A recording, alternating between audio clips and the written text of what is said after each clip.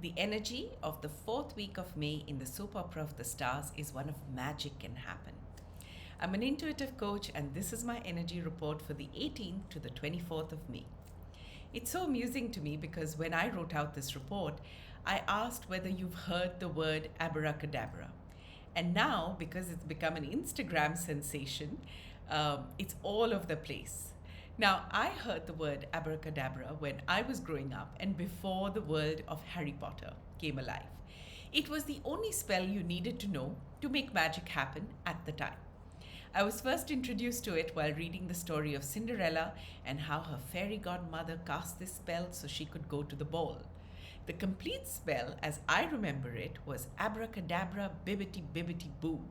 The reason I share this story with you is because this week there is the possibility of magic happening, but this magic requires a few ingredients in the pot before it can work.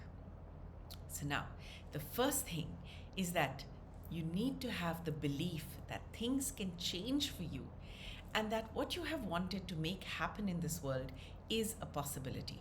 Never mind stereotypes of age, gender, size, never mind algorithms and statistics. If you want something to be true for your lived experience, then hold on to the belief that it can happen and be as sure of it as you are that the sun will rise tomorrow.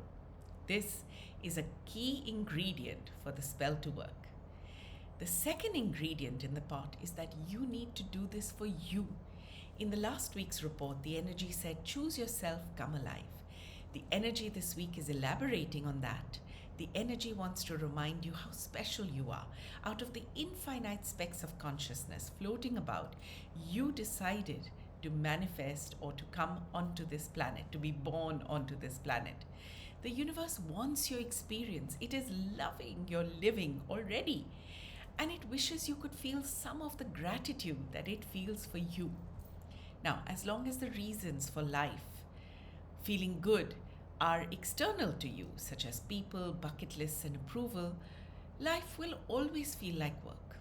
The magic begins to happen when you start living to feel alive within yourself, when you look at what you want your world to look like, and how to integrate what you already have to get there. So third, do not be afraid to be yourself. Life can feel exhausting. There is a feeling of having juggled too many balls for too long and how weary that has left you. The energy is saying that you are becoming aware of lifetimes of resistance to your own true voice and calling. So now it really is time to be yourself unabashedly and start from wherever you are on that journey. As you speak the truth of what you want and who you are to yourself, you will also find people who want to hear what you have to say. So as you find the people, the collaborations to take your ideas forward will also come about. The thing is, you need to be true to yourself and do not hold yourself back any longer. Now, in the analogy of the rocket that we have been using since the beginning of this month, we are now in week 4. We've emerged from flying against the resistance of the Earth's atmosphere and we're orbiting. So while this is an easier space to be in, we still have that final push of leaving the influence of Earth's gravity and beginning our journey to the stars. And the guides are saying that this is a journey not of pushing forward, but of falling towards. And it gives me goosebumps when I read these words because it's a real interesting use of words, given how we look at falling as a negative and with the consequences of the outcome being one of brokenness.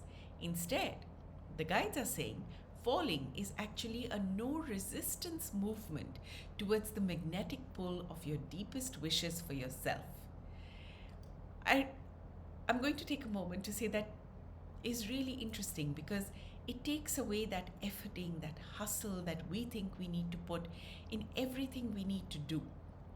So let's look at what falling looks like from the guide's perspective. So one way for it to look like is falling back from the rush that you are in right now to look at whether what you are running towards is really something that will light you up when you get there, or else maybe we need a course correction. Falling back is falling back from relationships that are not making you feel good and looking at what are the needs you are hoping to have fulfilled from them, making you stay in them. Are you even being fair to the people that you are expecting this of? Or can you fill these needs in another way? It can look like falling away from the crowd to see what solution or change or revolution you want to see.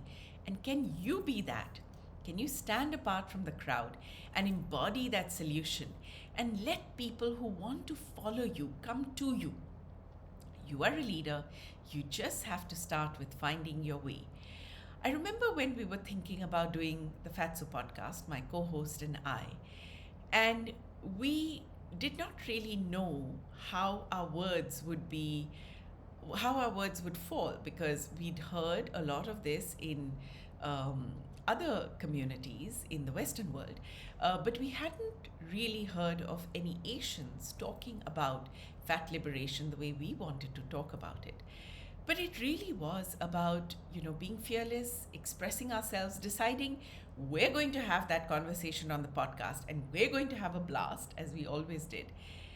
And really, the people who needed to come to us just came to us. It was a delightful journey.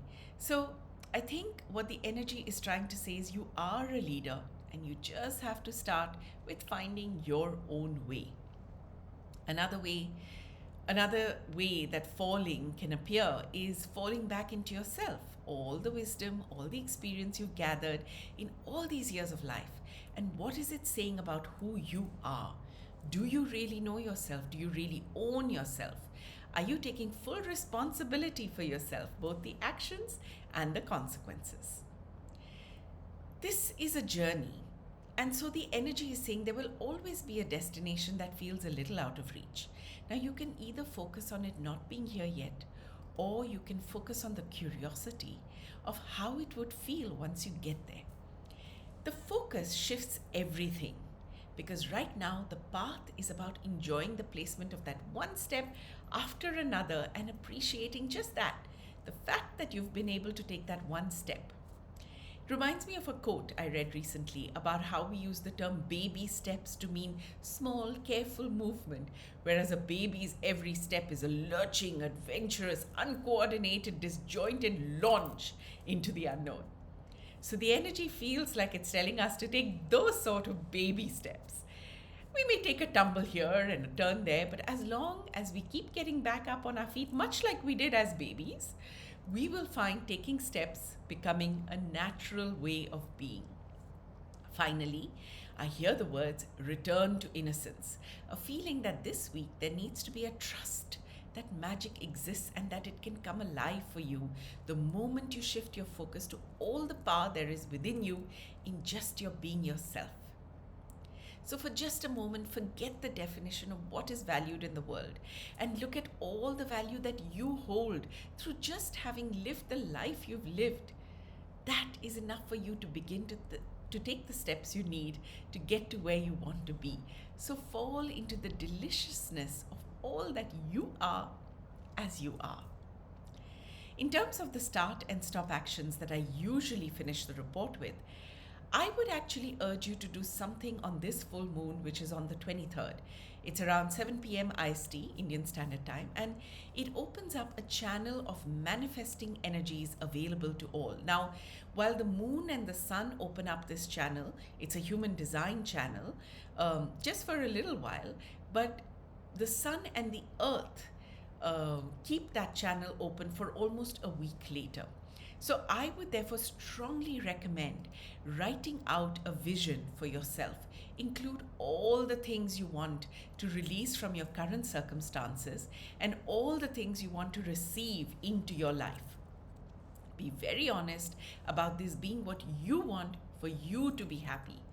Commit to an action you will take to get onto the path. It could be a small step that feels safe, or it could be a baby step leap of faith. Whatever you decide, just take that step. I wish you an abracadabra, bibbity boo week of magic. As always, I would love to know how this resonates with you. If you would like to know how this energy impacts you personally, get in touch with me on my email. It is asoneis.pn@gmail.com, or in Instagram where I'm at Pallavi108, or you can comment below.